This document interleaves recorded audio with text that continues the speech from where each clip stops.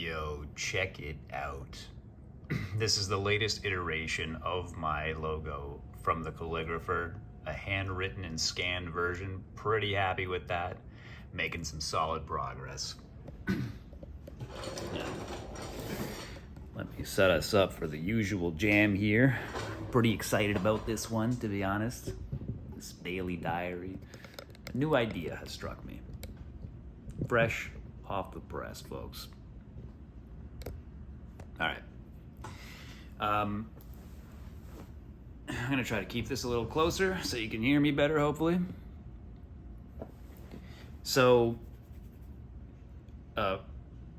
first of all, brief word on what I've been doing here. You saw I got the logo set up, did some more script writing for my social media promotion stuff for the game, and I'm ready to go to start working on the game again tomorrow. Now, I am going to cut down a little bit on the specifics of my day every day, whether I slept well, whether I ate well, whether whatever. I'll let you draw your own conclusions for the most part, because I find that I am probably going to be retreading the same ground over and over again, and that could get boring quick, not only for anyone watching this, but also for my future self watching these videos and just seeing me repeatedly be like, well, I didn't sleep last night, well, I've been eating kind of shit, well, I've been...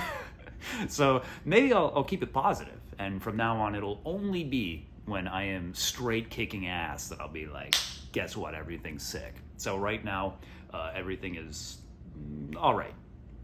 I'm in a good mindset though. And another thing that struck me as well is about the nature of these videos. Because I've been kind of talking about random personal stuff as well. Just letting whatever thoughts fly out. And if I keep doing that, as again, you may have already noticed, I'm going to also keep ruminating over on the same thoughts over and over again, rather than having a feeling of moving forward, discussing different topics and ideas. So, I realized I have a lot of opinions on stuff, a lot of thoughts about things. Now, I've expressed some of those in some of these videos randomly when it came to mind, but what I was thinking is maybe I'm going to do something more directed. I don't know if this is a concrete plan forever going into the future, but I wrote out a list of all these topics that were kind of coming to mind recently, of philosophical and news-related and political and otherwise, that I thought would be fun to talk about, because I got a lot to say about them. And I think I have some novel viewpoints to share with people. Yeah, and it might be cool to create a kind of a document, a series document of all these, whatever, thoughts I got going on in my head. As I'm someone who really does spend an inordinate amount of time sitting around literally just thinking about stuff. If it wasn't for making these games, I very well could perhaps find my profession in, I don't know, being some kind of writer, philosopher type or whatever, right? So... the other thing that struck me as well, just as a final brief note on a personal thing striking me right now, which I'll still bring up if it's relevant, and here it very much is. I mentioned in a previous video that I had a lot of concerns about, like, what will people think of me if I make certain jokes, if I do certain things, because my personality can be very out there. I've noticed how my humor can really not land with a lot of people, and it depends on the audience. And my biggest concern is that, like, if I go all the way with the things I really want to joke about and the kind of skits I have in mind, that I might genuinely offend some people. And I have this fear that I might be specifically offending, I don't know, maybe people I work with or people I could have relationships with in the future or whatever. And I think it would be a shame, and this is what I'm concerned about. It's just like, yeah, I really want to be myself, but also it feels like it'd be pretty stupid and a shame to potentially, like, offend someone and screw myself over in the future in some way, because, like, what, I just had to get that one edgy joke off my chest, you know? I can keep it to myself. But, and this was the interesting thing, when it came to this new idea of, like, what if I pick a topic that I'm going to talk about every day, and it can be somewhat controversial in nature, like I have some political ideas, and that's one of the ones I'm going to get to today, or philosophical or whatever, where I might have controversial opinions. I noticed that when the idea of talking about this intelligently and actually reasoning out and really talking seriously about my thoughts on these matters hit me, that now I'm not concerned at all. It doesn't bother me in the slightest. Like if I had someone who's just like, well, I don't want to associate with you because I don't like that you have these opinions on this subject, I'd be like, all right, you're an idiot, you know? Because I am someone who, I mean, everyone likes to think that they're reasonable, but I'm someone who thinks very carefully about my thoughts on things, and I don't really, I try as much as possible not to present an opinion unless I've really, really thought it through well. And I might hold that opinion very aggressively and very passionately, but I don't think anyone who is reasonable and interested in an interesting conversation could ever possibly be offended by my, I think, very honest means of intellectual inquiry, let us call it. So, having said that, I don't think you're ready for this. I don't think you know what topic I'm about to hit you with. It's coming out of nowhere, dude. Coming out of left field here. No way you're gonna guess it. But I'm gonna give you a second to guess it because my throat is very dry. Actually, the opposite of dry. I'm just really thirsty. But let me get some water and you contemplate what kind of ridiculous shit I'm about to say.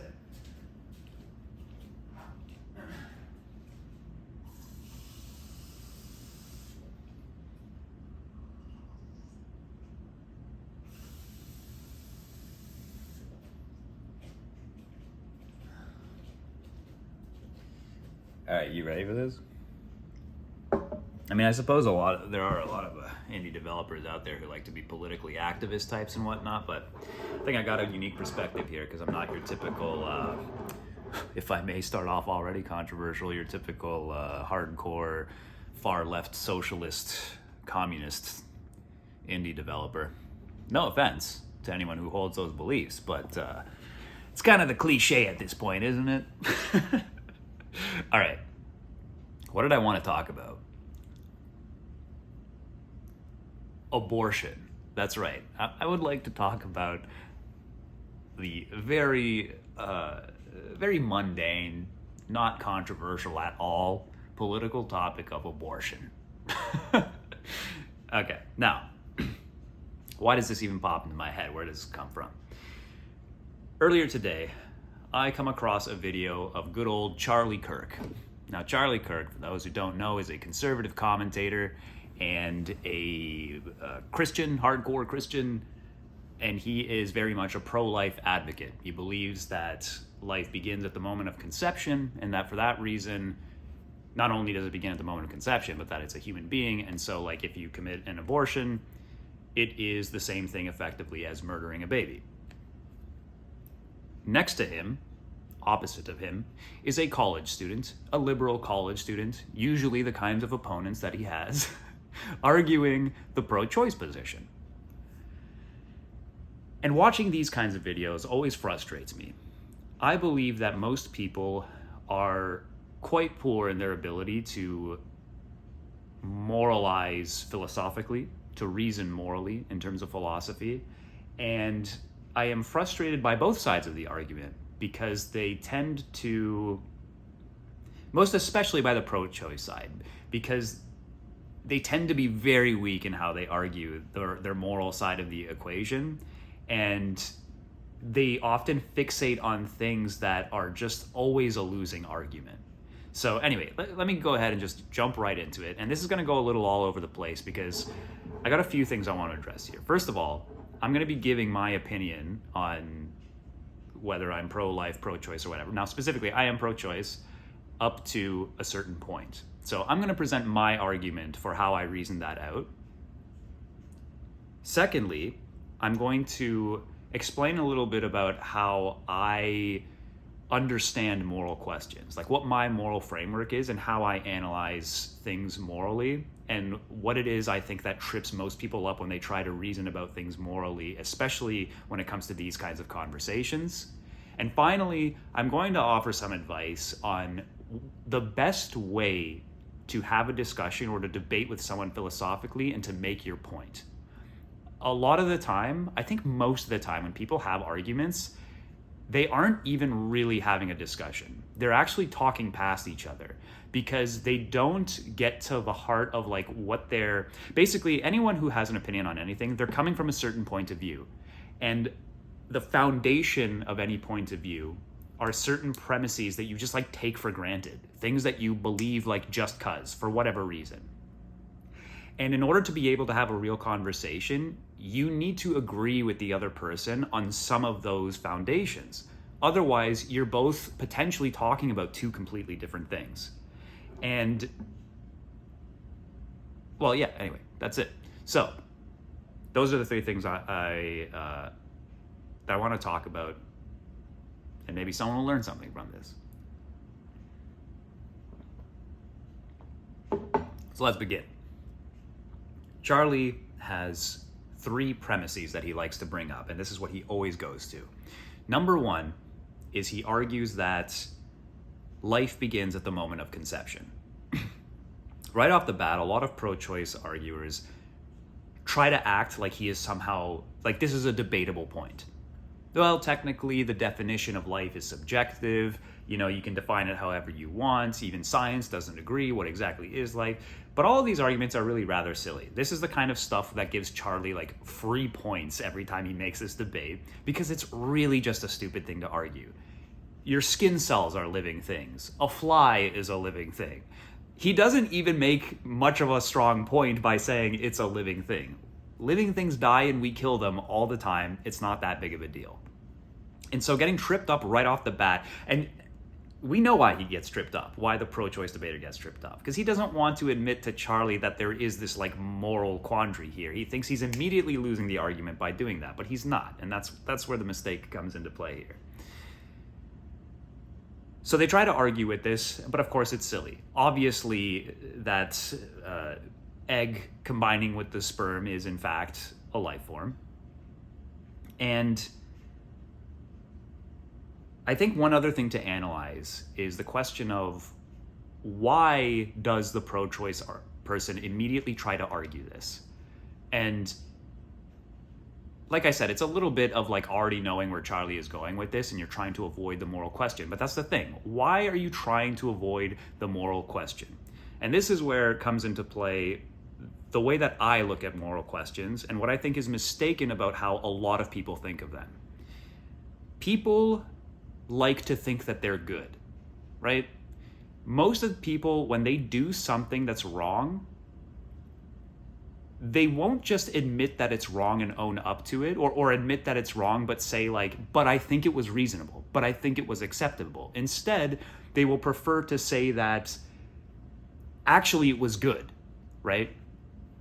Like, there are two ways, for example. Let's say you have to lie to a friend of yours because you think, you don't have to ever, but let's say you lie to a friend of yours because you think it'll make them feel better, and so you think that's the right thing to do. That's one way of looking at it. That actually it's the right thing to do because you think that like they'll benefit from it. But another way of looking at it, and this is the argument I want to make, is to say that instead that it is the wrong thing to do, but it's reasonable and understandable why you chose to do the wrong thing. And even though it's the wrong thing, like we permit it. We might even in some sense feel like it was the right move, even though it's also the wrong move, if that makes sense. Let's say there's good and bad and right and wrong. And so it's like, maybe it was a good thing to do, but also the wrong thing to do, put it that way. Anyway, let me get more clear about this.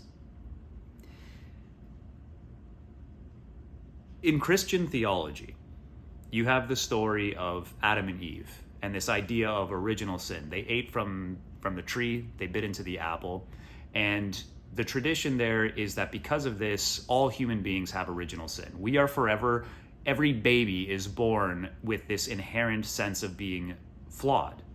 And while I don't agree with this, I don't believe this in, like, as if I believe in this mythology, obviously I don't take it literally, I do kind of in an abstract way, but actually, sorry, not in an abstract way. I do actually believe that we have this kind of original sin within us, but for very practical reasons, which is simply that the nature of life itself is such that we have to be inherently imperfect.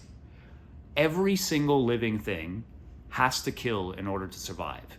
Every living thing needs resources to survive, and every resource you consume comes at the expense of another living thing that could use those resources. You fundamentally have to take and kill to be able to live. Not necessarily from other human beings, but just in general. So it's the nature of life that just by being partly an animal, which we are, that we have to be inherently flawed. And that is my idea of the way in which we have this kind of original sin, if you want to call it that. But the point is because we also understand this intuitively, because we can empathize with someone when they do the wrong thing in certain situations, we have a lot of things like that, a lot of moral cases where we make exceptions for something where we actually know that it's the wrong thing to do, but almost anyone would do the wrong thing in that situation because of these limitations that we have. So a good example of this would be something like, let's say, the case of self-defense. Everyone agrees that killing is wrong. Like if you just say that in general to a person, almost everyone will agree that killing is wrong. Unless you're talking, I guess, to like a moral relativist, but let's just ignore them because they're useless. Okay? But assuming we can agree on some set of morals, everyone's intuitive sense is that killing is wrong. But we make an exception in the case of self-defense. And what I'm arguing is, instead of people saying like, actually it's okay to kill someone in the case of self-defense if you have to, that instead we should look at it as, no, it's wrong, and understand that it's always wrong, but we permit it and we understand it, and we don't stand in judgment of someone who does that because we have this inherent imperfection of us. And that is like a reasonable, I guess you could say, like, use of that imperfection.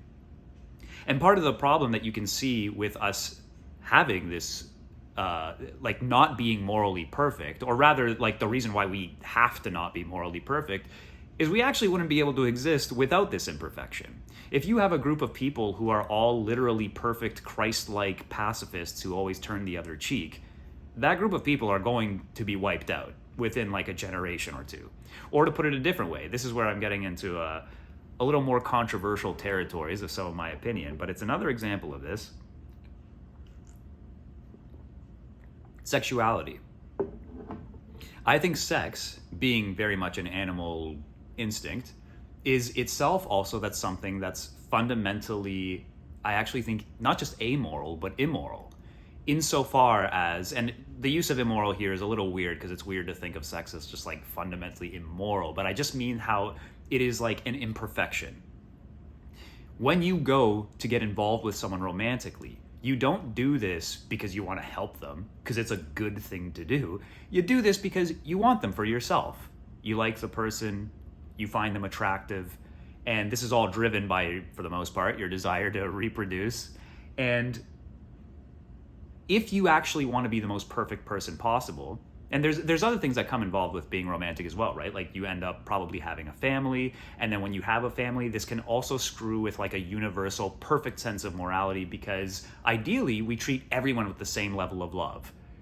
But you can't do that if you have a family and you need to raise kids, you need to protect those kids. You need to treat them with a certain kind of favor over other people. So there's this tension there, right? Like no matter what you do, if you're going to get involved with people romantically, there's a way in which you have to increasingly distance yourself from like a moral ideal.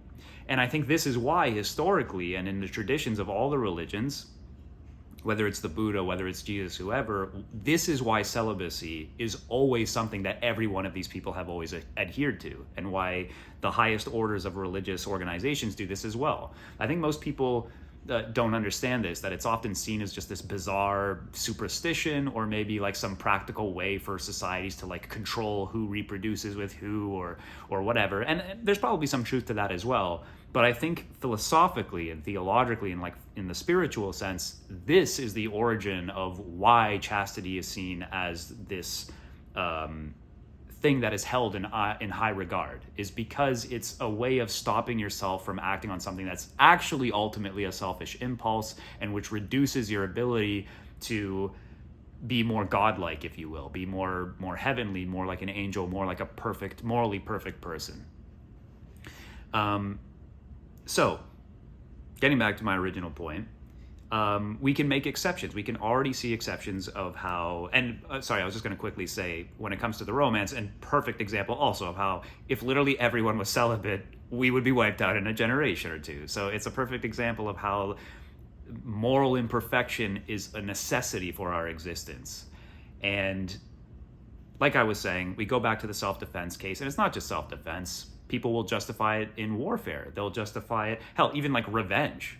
People, you can see stories of, I remember there's some story a while back of some man whose daughter was raped, and then he went and murdered the rapist, like during the court case or something. Like, most people are going to shrug their, and I'm pretty sure the man wasn't even convicted of anything after he killed the guy in court. I could be wrong, I don't know. But in any case, like, most people will hear a story like that and also be like, yeah, whatever. Their intuition might even be, yeah, it's wrong. Yeah, you shouldn't do that. Yeah, we shouldn't have vigilante justice, but also, you know, yeah, we get it. And no one says anything. Capital punishment is another one. So, as you might be able to guess, this is where I would actually present this as my starting point for an argument against someone like Charlie. I wouldn't try to argue, and because let's go all the way back now to his arguments. And before I continue with that, let me make the other point I wanted to make also about the best way to go about arguing with someone.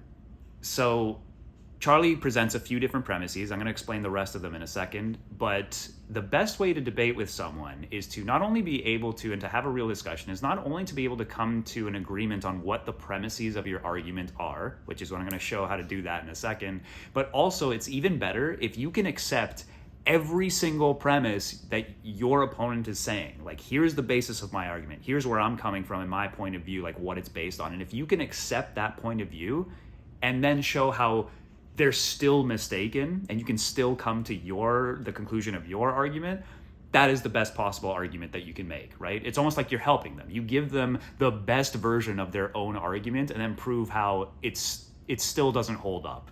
So that's my intention here.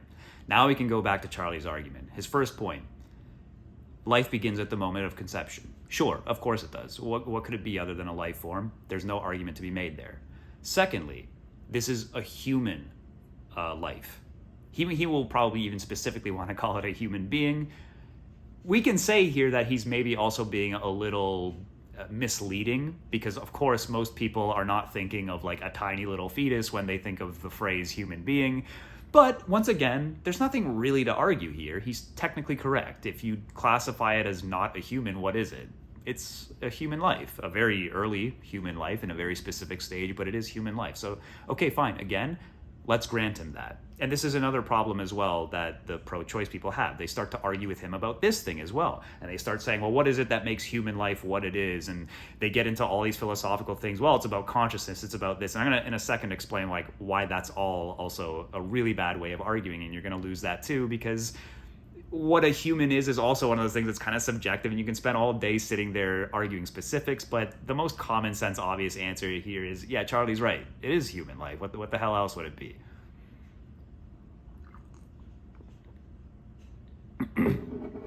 Finally, this is on, right? How much would that have sucked, bro? Okay. Finally, his third premise.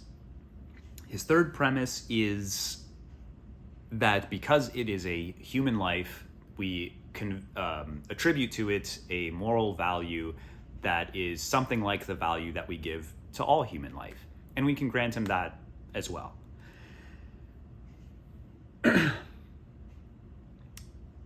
So,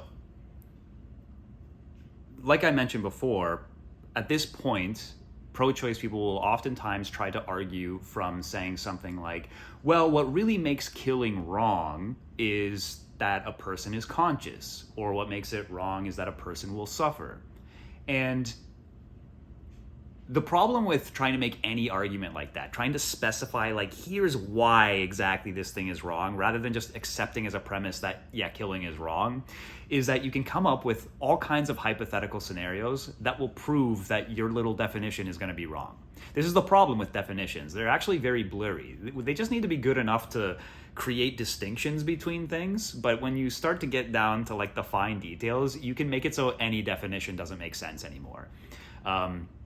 So in this case, you start to say like, well, it's about being conscious. Okay, so if I knock someone unconscious first, it's okay to kill them? Or if they just happen to pass out, then I kill them, then it's fine? Obviously not. Or it's about suffering. It's about causing someone pain. Okay, so if I kill someone in a really painless way, then it's fine for me to go around killing people? No, obviously not. And you can sit here all day like this, and they can keep trying to narrow it down what it is that makes it wrong. You're not going to get anywhere. So, bad idea. What we can do, though, is we can change the way that we use the suffering, the conscious traits, all those different aspects. Because while none of those things are sufficient to explain why killing is wrong, they are all things that we take into consideration when we consider how bad something is. So, for example, I can kill someone by torturing them for a long period of time and then ending their life, or I can kill someone very quickly and painlessly. Which of these is worse? Or is worse? Everyone, of course, would agree that the painless method would be the better, the more humane way of going about it. So the torture way is worse. Or is it better to kill someone while they're conscious or unconscious? Also, obviously, it's not as bad if you kill someone while they're unconscious versus conscious. Both of these are still wrong, but one of them will be seen by people as less sadistic, less cruel, less whatever, and fundamentally, in some sense, less immoral. Now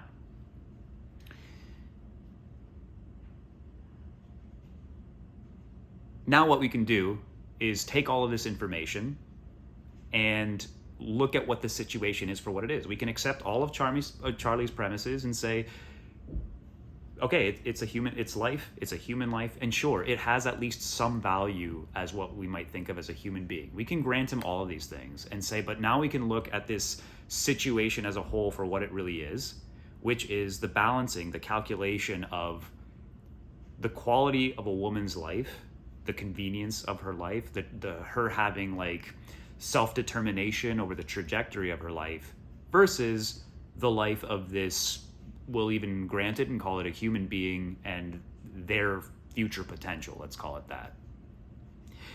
And you would appeal to Charlie here, first of all, by pointing out that right off the bat, considering the killing of this thing is not crazy. Like I mentioned before, just bring up self-defense cases, capital punishment, whatever. We all know Charlie's going to agree with one of these things. I don't know exactly what his opinions on these things are, but surely he agrees that there are exceptions. Now, there are some people who are like really hardcore Quaker pacifist types who might truly follow the original Christian teaching of turning the other cheek to the most extreme. Obviously, that doesn't apply to most people, but I tip my hat to those true moral idealists. But now we can appeal to Charlie on that basis, that if we can make an exception in some cases like self-defense, where we can put ourselves in the shoes of the person who's doing that, and even though we can see that, technically it's bad, technically it's wrong, we don't ever want people to be killed or to die, but we get why it happened, and we get why the person made the decision they did. And as a fellow human being, we give it a pass, so to speak, as long as it's reasonable enough and we all can empathize with it enough.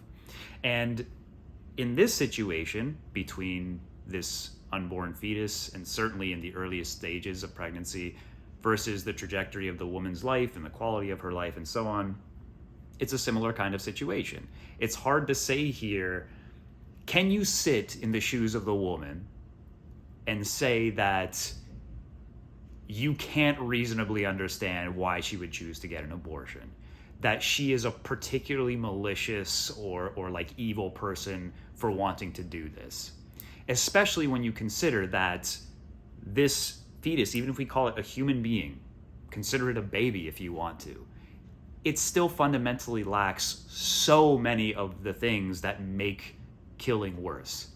It's not just that it doesn't have consciousness. It's not just not going to have pain. It doesn't have relationships with people in the typical sense, social relationships. It's not really a participant in society. There's so many things here that constantly reduce the sense of like how bad this is in the context of killing someone.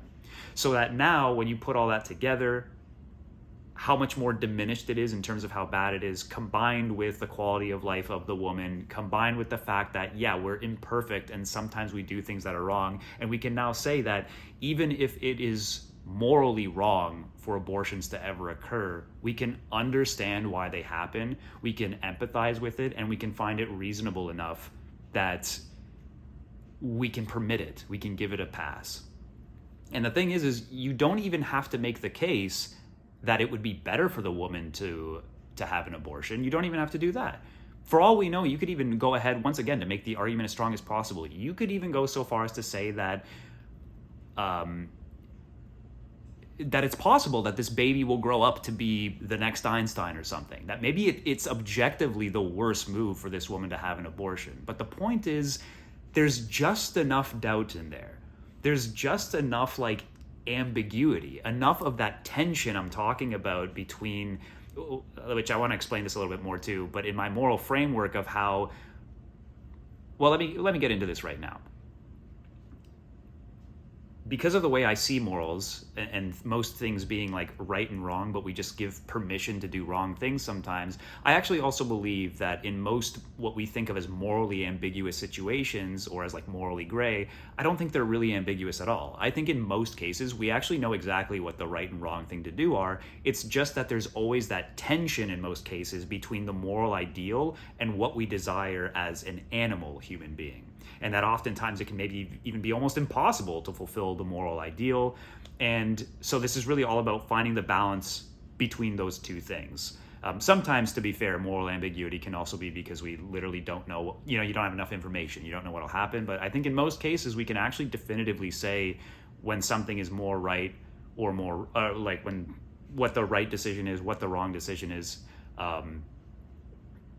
But we find it extraordinarily difficult to make the decision because of the tension between the two things, and this is where people get confused and think that it's about a moral ambiguity, but I would argue it's more so like a failing in us. It's like a tension in us, and it's not really about it actually being morally ambiguous. Something might be like, maybe this is a debatable example, but I was thinking of something like, you have a house that's on fire and you can save either this one family member of yours or these two random strangers, and you only have enough time to save one. Which one do you go for? What's the morally right thing to do? Well, I think there is kind of an obvious moral ideal here, as much as it might not seem obvious, which is you go in there and try to save whoever you can, and you even be willing to go as far as to get yourself killed if you can to try to save everyone. You do whatever you can, basically, to the best of your ability, and you don't even calculate it that way. But in reality, you're going to do calculations. You're going to be like, well, I care more about my family member than I do about these two people. Or you might think, I might have to save these two people, like two people is better to save than this one person or whatever, right? Like our limitations as a human being, our inability to save everyone, this doesn't create moral ambiguity. It creates a tension in us about our inability to make the perfect decision, and the fact that we have certain like instinctual desires of like what we should do in that situation, because like in this example, maybe we care more about our family member, whatever. Anyway, you get my point.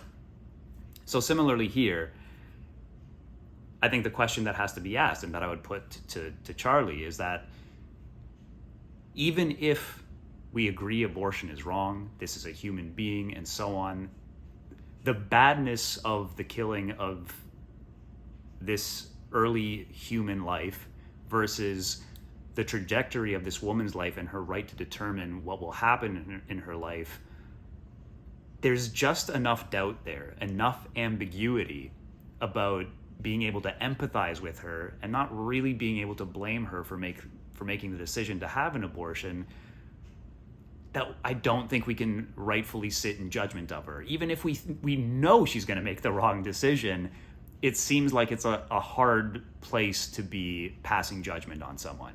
And then, of course, it gets crazier when you sit back and you think that, well, this debate really comes down to legalities as well, right? Like the only reason people argue about this so much is because they want to change the laws about it. And when you bring that into consideration, now you're talking about putting young women in prison if they make this decision. Well, now when you start thinking about this, now it starts to look really crazy, doesn't it? Like we should put young women in prison who are otherwise going to grow up and maybe do something decent with their lives because of this like ambiguous moral decision that most people could probably empathize with. It's just nuts now. Or alternatively, more often, is maybe putting the doctors in prison. Again, we're going to put potential healthcare practitioners in prison who could be helping people to what? To accomplish what exactly? Especially because we know these abortions are going to happen anyway, and all for them trying to help someone in a situation that we can all reasonably empathize with.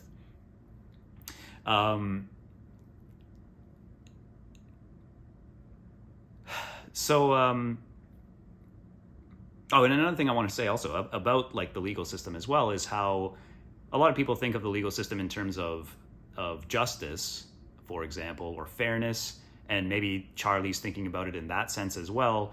But the reality of our laws is that it's also not really even about what's right and what's wrong, at least not a lot of the time. It's just about what keeps society orderly. Lots of things that are very immoral, lying, being an asshole, these things are all completely legal. And nobody ever argues that we should make them illegal. Like, even if you could, because you might say like maybe it's too hard to prosecute everyone who does that stuff all the time, but even if you could, in theory, it seems like a crazy thing to do. It's part of the human experience that we all do things that are wrong. Who would be able to sit in judgment of everyone for the kinds of things that everyone probably does wrong at some point in their life? And there's something to be said for the fact that people should be free, especially in the mentality of the United States, to make mistakes to figure out their life on their own, so long as within reason they're not screwing with other people's ability to live their own lives. And so, yeah, that is, I think, the totality of the argument that I would present there. I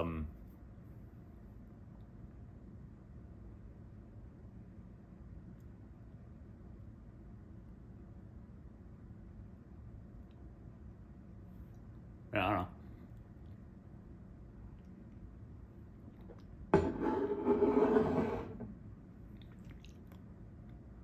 Yeah, that's it. I don't know. That kind of ended a little abruptly, but I think I've said all I have to say. Okay, I said I would just record these videos straight up and then just throw them up, but I'm going to stitch this together with the end of that, because I forgot to say something that I really wanted to add. Hold on. Hopefully you can hear me.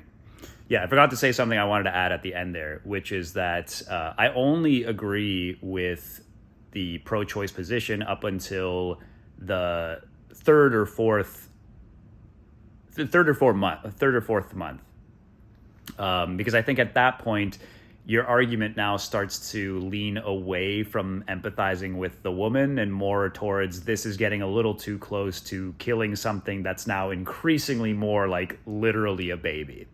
And ultimately, putting all of my philosophical arguments aside, what's also kind of interesting here is if you look at Europe, from what I understand, they vote democratically over there on abortion issues. And in fact, this is how most of their laws are like over there. Like, you can get abortions up until 3 or 4 months. And then after that, most people disagree with it and it's illegal to get late-term abortions. In the US as well, from what I understand, in the early history of America with Protestants, the abortion issue wasn't even that big of an issue. It was something that people just didn't talk about all that much. And it was taken for granted that people were fine with abortion up until what they called the stirring, which I think is when a baby starts to kick in the stomach, which I think is also like 3, 4, 5 months, something like that. So it's a relatively recent, weirdly hot topic in the US. And not only are the laws the way that they are in Europe, but in the US as well, from what I understand, when surveys are taken, most people also agree with what I'm talking about here. Like, most people are okay with 3, 4 months or so. And then after that, the support starts to wear off and most people are against it after that point. And it's crazy to me how in the US, all the policy about this topic and all the debate is always coming from the two most absolutely crazy extreme sides of the debate. It's always the people who are either like Charlie Kirk, where they have this totally unreasonable, like, yeah, this microscopic tiny fetus is the same exact thing as a fully grown baby and you're murdering a human being, or it is the complete opposite extreme of like, you can kill a baby the day before it's going to be born and there's no moral problem there at all. Like, both of these completely insane positions. And yet that's who dominates the conversation. And everywhere across the US, it's always all or nothing. It's always abortion's completely illegal, or you can do whatever the fuck you want, which is crazy. And there are, of course, the question of things like late term abortions in the United States. But I think this covers most of it, because I looked up some facts about this a while back, and 90%, I believe, or even more, of abortions are done in the first 3 or 4 months. So this covers most cases anyway. I was surprised to learn, I remember at one point, I always assumed that late-term abortions were only done in extremely rare circumstances, something like if the mother's life is at risk. But I remember looking it up at one point and found that actually from a survey, most late-term abortions are actually done for the exact same reasons as early-term abortions, which is honestly seems kind of crazy. That was kind of nuts when I found that out. That seems to me very morally questionable. And up here in Canada, we similarly have just a total free-for-all as far as I know. There just are no laws about abortion at all, which also I think is kind of crazy when you think about it. It's at a certain point, it's really not any different from infanticide. Basically, a person can be like, I just don't want to deal with this baby anymore, and just kill it. I mean, it's not far off from that. So yeah, I don't know. North America seems, I don't know how it is in the rest of the world, but Europe seems reasonable, and North America seems a little wacko when it comes to this, I have to say. So anyway, that was all I wanted to add on. Peace out.